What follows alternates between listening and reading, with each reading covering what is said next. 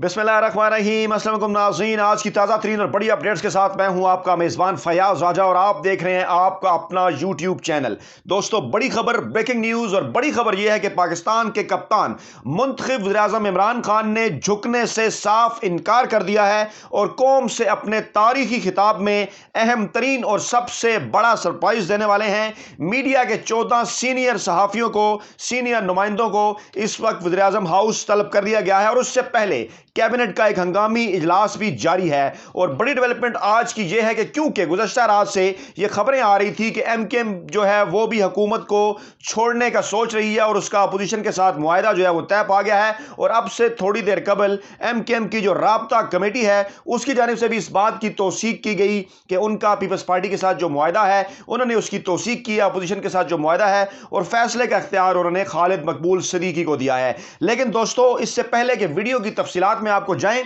क्योंकि ये आपकी ख्वाहिश पर वीडियो की जा रही है, आप ट्विटर के ऊपर, फेसबुक, मेरे इनबॉक्स में बार बार आके पूछ रहे हैं, तो सबसे पहले मैं यहां से आगाज करूंगा और फिर तफसीलात आपके सामने रखूंगा कि कप्तान ने एक एक करके इस सिस्टम के अंदर मौजूद तमाम तर मुनाफिकीन को नंगा कर दिया। और जब मैं तमाम तर का लफ्ज इस्तेमाल करता हूं, जब मैं उन का लफ्ज इस्तेमाल करता हूं, जब मैं सब का लफ्ज इस्तेमाल करता हूं, तो ये इन्वर्टेड कामाज में होते हैं, आप जानते हैं। और एक मरतबा फिर यहीं से आगाज करते हैं कि आपने अभी भी घबराना नहीं है, क्योंकि अल्लाह का वादा है कि आखिरी फतह जो है वो हक और सच की हुआ करती है। और खान की सेहत और लंबी जिंदगी की आपने दुआ करनी है, क्योंकि उसके साथ आपने डट कर खड़ा होना है। और आपने चंद दिन पहले भी यह साबित कर दिया कि आज भी पाकिस्तान का सबसे पॉपुलर लीडर इमरान खान है और इमरान खान ही पाकिस्तान के लिए सियासत का जो कप है वो जरूर जीतेगा और आखिरी जंग में फतह इमरान खान ही की होगी। तफसीलात में जाने से पहले बैकग्राउंड इसलिए जरूरी है ताकि यह सारा मामला आपको आसानी से समझ आ जाए, क्योंकि इस वक्त जो ताज़ा तरीन इतलात हैं उन इतलात के मुताबिक जब इमरान खान तक यह पैगाम पहुंचाया गया कि आप रिजाइन कर दें, तो इमरान खान का वाज़े तौर पर यह मैसेज था। इमरान खान का यह कहना था, फवाद चौधरी ने इसको ट्वीट भी किया, उनका यह कहना था कि कप्तान एक खिलाड़ी है, जबरदस्त खिलाड़ी है और जो मैच की आखिरी बाल तक लड़ता है, और कप्तान बिल्कुल भी भागेगा नहीं, बिल्कुल भी झुकने को तैयार नहीं और आखिरी गेंद तक जो है वो अपनी जंग जरूर लड़ेगा। लेकिन उसके बाद इस बात का भी आज फैसला किया गया, क्योंकि इस किस्म का ड्रामा रचाया जा रहा था वड्डे एंकर, वेले कलम निगार और मुलाजिम साफियों की जानिब से कि किसी किस्म का कोई मरासला या किसी किस्म का कोई खत जो है वो मौजूद नहीं है। तो आज फिर इस बात का फैसला किया गया कि इमरान खान सीनियर सहाफियों के सामने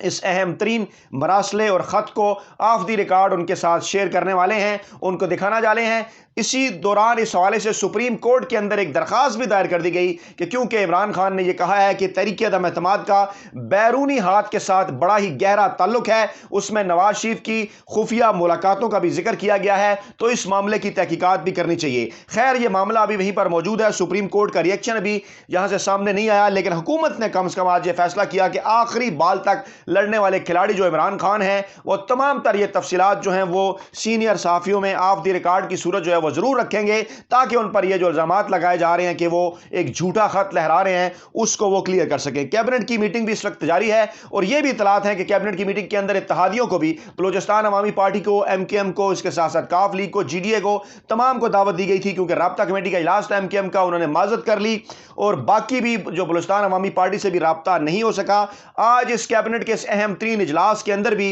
इमरान खान ने इस लेटर के, इस मरासले के जो अहम तरीन मंदरजात हैं वो शेयर करने थे। इससे पहले कि मैं नंबर गेम की जानिब बढ़ूं, जिसके हवाले से मैं कल भी आपको एक्सप्लेन कर चुका, पहले मैं 2018 के इलेक्शन के नताइज आपके सामने रखूंगा और फिर आपको यह बताऊंगा कि इमरान खान इस अहम तरीन तकरीर में कौम से खिताब में बड़ा सरप्राइज क्या देने वाले हैं, क्या बात करने वाले हैं। दोस्तों, ऐवान 342 अरकान पर मुश्तमिल है और इस 342 के ऐवान में इमरान खान ने अवाम की जबरदस्त हमायत की सूरत में, बेहतरीन इलेक्शन कैंपेन और अवाम की मोहब्बत की सूरत में 156 वोट 342 में से हासिल किए और बिलाशुबा यह पाकिस्तान की तारीख का इस सूरत में एक रिकॉर्ड था कि उनके मुकाबले में दूसरी तरफ 12 सियासी जमातें थी। जी हां, बिल्कुल 12 सियासी जमातें मिलकर भी तकरीबन 186 जो सीटें हैं वो हासिल कर सकी, जिनमें इमरान खान की इत्तेहादी 3-4 जमातें, इमरान खान की اب ان کے خلاف امیدوار کھڑے نہ کرنے کے باعث جو انہوں نے یہ نشستیں جو ہے وہ حاصل کی،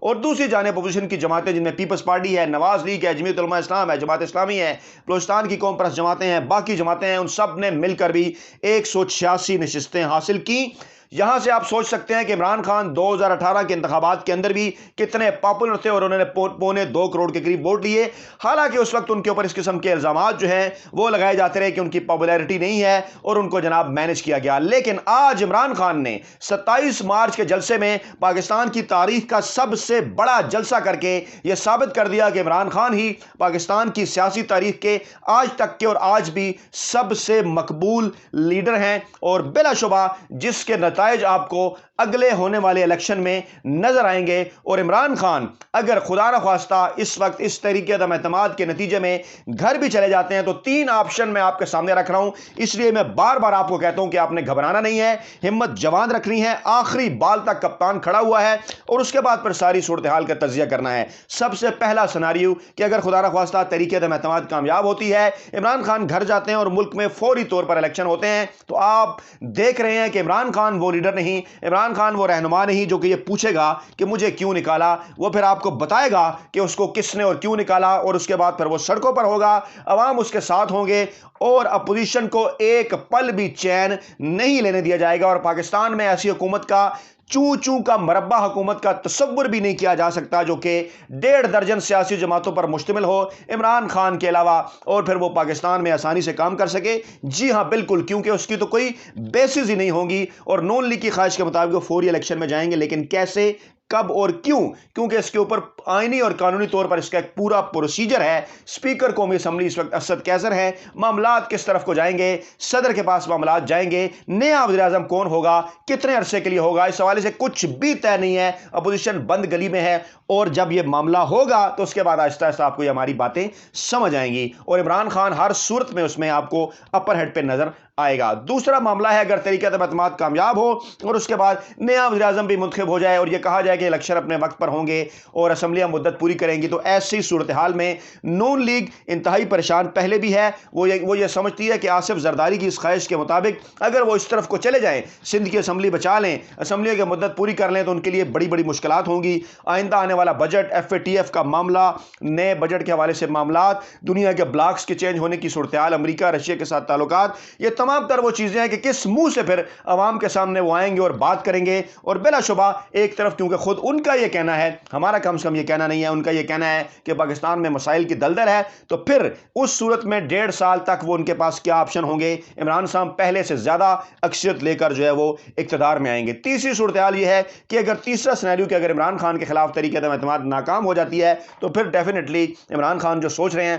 وہ ارلی الیکشن میں تو جائیں گے ہی، کچھ اہم ترین بڑی تعیناتیاں اور تبدیلیاں کرنے کے بعد، لیکن اس کے بعد اپوزیشن کے ناکام ہونے کے بعد آپ دیکھ سکتے ہیں کہ عمران خان نے کس طرح سے پاکستان کے اندر موجود، پاکستانی اسٹیبلشمنٹ کے اندر موجود شریفانہ سرمایہ کاری، جس کا میں بار بار ذکر کرتا ہوں، پاکستانی عدلیہ کے اندر موجود شریفانہ سرمایہ کاری، پاکستانی میڈیا کے اندر موجود شریفانہ سرمایہ کاری، جس کا میں بار بار ذکر کرتا ہوں کہ یہ عدالتیں، یہ اور اس کے ساتھ ساتھ یہ میڈیا، یہ سیاستدان آپ سے سریحن سفید جھوٹ بولتے ہیں جب یہ بات کرتے ہیں کہ صرف اسٹیبلشمنٹ پاکستان میں واحد ریزن تھی وزیر اعظم کی مدت پوری نہ کرنے دینے کی۔ یہ وقت نے ثابت کیا کہ حامد میر جیسے لوگ، وقت نے ثابت کیا کہ نواز شریف جیسے لوگ، وقت نے ثابت کیا کہ جسٹس قاضی فائز عیسیٰ جیسے لوگ ہمیشہ سے ہماری عدالتوں میں، ہماری سیاست میں، ہماری صحافت میں رہے، کہ جنہوں نے فوجی جرنیلوں کی گود کے اندر بیٹھ کر اپنے ٹیلنٹ کو، عامر فوجی جرنیلوں کی گود میں بیٹھ کر اپنے ٹیلنٹ کو پروان چڑھایا اور ملک کے اندر منتخب جمہوری حکومتیں ختم کرنے میں اپنا کردار ادا کیا، جو اس وقت بھی ثبت ہے کہ وہ پورا کردار ادا کر رہے ہیں، لیکن بعد میں وہ معصوم بن گئے، بعد میں وہ یہ کہنا شروع ہو گئے کہ نہیں جناب یہ صرف اسٹیبلشمنٹ تھی کہ جنہوں نے یہ سارا کام کیا۔ تو آج اس دور میں، آج کے دن تک عمران خان نے، چاہے وہ عمران خان کے اتحادی ہیں،